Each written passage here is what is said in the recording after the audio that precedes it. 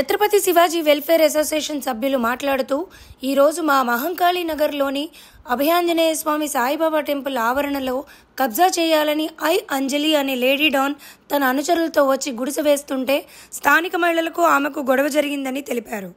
ఆలయ ప్రాంగణంలోనే మాంసాహారం వండుకొని తింటున్న అంజలి అసోసియేషన్ సభ్యులపై స్థానిక సీఐకి కంప్లైంట్ ఇవ్వడం జరిగిందని, అధికారులు సానుకూలంగా స్పందించారని వారు తెలిపారు.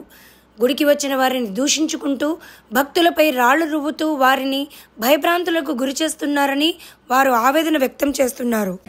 నా పేరు సుజాత.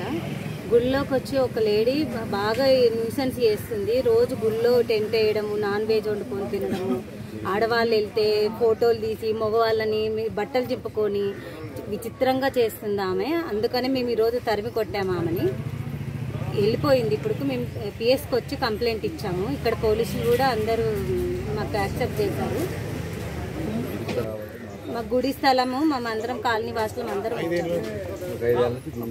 ఒక 5 సంవత్సరాలు 6 సంవత్సరాల నుంచి మా గుడి ఉంది అక్కడే. అప్పటి నుంచి లేనిది ఇప్పుడు వచ్చి ఆమె అంతా న్యూసెన్స్ చేస్తుంది. మేము పోరాడుతున్నాము.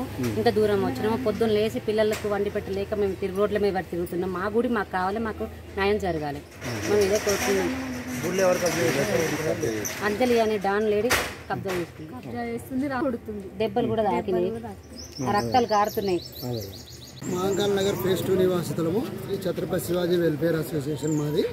మా కాలనీకి సంబంధించినటువంటి అభయాంజనేయ స్వామి సాయిబాబా గుడి టెంపుల్ లోపల అంజలి అనే వ్యక్తి లేడీ డాన్ ఎన్నో చోట్ల ఎల్లమ్మ బండ్లో కబ్జాలు పెడుతూ ఇది కూడా నాదే జాగా అని చెప్పి ఎన్నో వీడియోలు ఉన్నా, ఆమె పైన ఎన్ని ఎఫ్ఐఆర్లు ఉన్నా కానీ భయం లేకుండా నిరభ్యంతరంగా వచ్చి కబ్జాలకు పాల్పడుతుంది.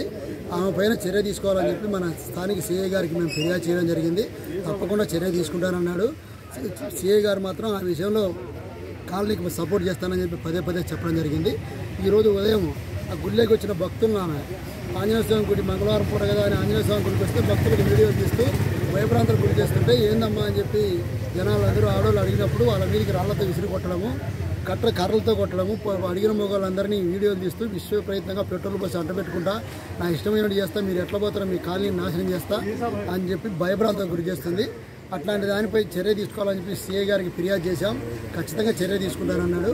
కావున ఆమె కావాల్సి బట్టలు చింపుకోవడము, నాన్ వెజ్ తింటూ అక్కడ వంటలు వండుకొని చికెన్ మటన్ గుడిలో వండుకొని తింటుంది గుడి ఆవరణం లోపల.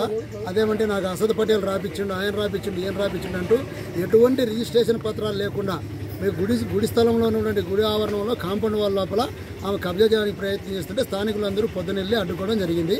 ఆమె ఏదో గుడిసెలాగా చిన్న ఏర్పాటు చేయడం చేస్తే అది కూడా వాళ్ళకు ఆడలకు తాదోపాదం జరిగి అది తీసేయడం జరిగింది.